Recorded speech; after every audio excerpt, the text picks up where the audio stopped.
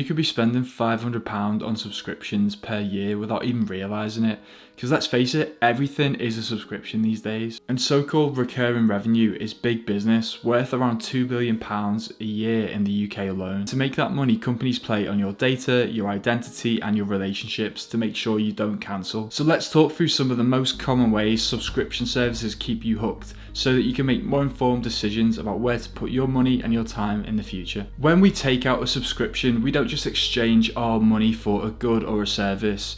We actually become a subscriber. It sounds like a linguistic quirk, but it just shows how tied up our identity is in these brands. A subscription to The New Yorker is more than just access to a magazine. It's about expressing yourself as someone who cares about centre-left politics and the arts. When you do subscribe to The New Yorker, they'll give you a branded tote bag, ostensibly so you can carry a copy with you wherever you go. But the next time you head out to the shops with that bag on your arm and it's a copy of The Atlantic inside, you might feel like a bit of a fraud. It's a hard thing to admit, but what seems like a nice welcome gift at the start of your subscription actually becomes a psychological barrier to cancelling it when you've stopped reading. And in fact, any subscription service we've bought into to improve our well-being can have the same impact. Signing up to Headspace was one of the best things I ever did for my mental health. It taught me how to meditate, it taught me how to deal with stress and anxiety, and even get to sleep better. But after using the app for over a year now, I actually just do those things of my own accord. The problem is, I know that if I cancel my Headspace subscription,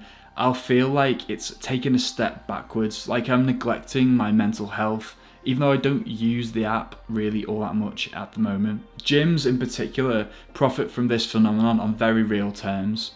The more you go to the gym, the more you use their equipment, the less value it has, the sooner they have to replace it. And so they're very happy to just keep inactive members on the books. Couple that with the fact that nobody wants to give up on their fitness goals, and you've got the perfect recipe for keeping people way past the point that they actually wanted to quit. We don't just offer up our money to subscription services, we also hand them reams and reams of data without even realising it.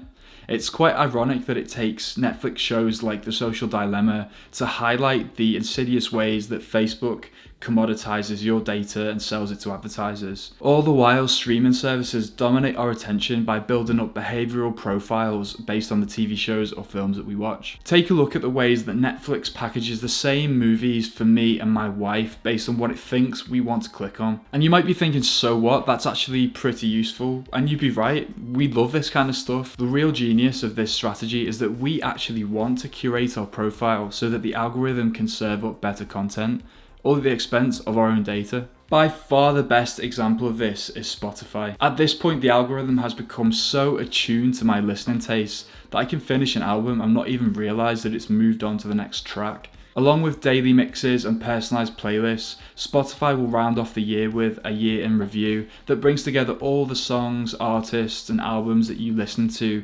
throughout the previous 12 months. Whether you share it with friends or keep it to yourself, it's a genuinely fascinating deep dive into your listening habits, and it's the reason that you'll probably never leave. Speaking of subscriptions, if you're already subscribed to this channel, thank you so much, it means a lot. And if you're not, then please, I just have one small favour of you, to hit that subscribe button down below.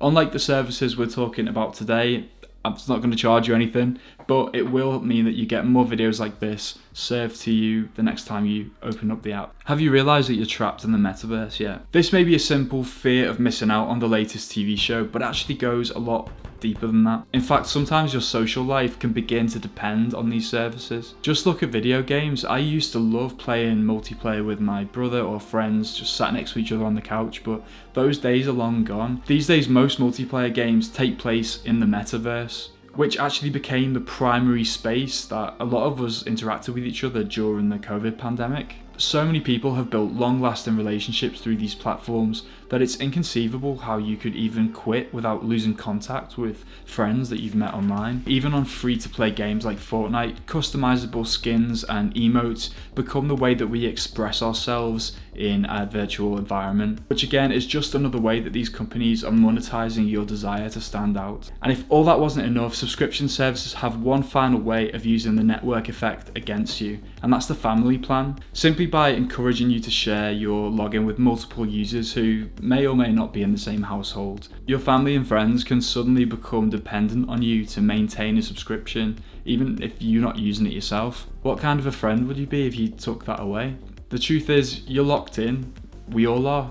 By now, you've dipped your toe into just about every Amazon Prime benefit, and you're fully immersed in the Apple ecosystem. These content bundles offer such supreme convenience and value for money, but we don't even stop to think about the negative impact it's had for people who actually have to deliver these services for us. Being able to copy something on my iPhone and paste it onto my computer, it's just a quality of life that many of us just aren't willing to give up. And so when you get that new iPhone and the memory is even more than what you have available in your iCloud account for backups, you're just going to pay for more storage. And look, I'm not here to judge. I'm as deep into this as you, and I get genuine enjoyment out of many of these services. But if we can all be a little wiser to their most invasive tactics, then we can make more informed decisions going forward, even if there always is something new and shiny to watch next.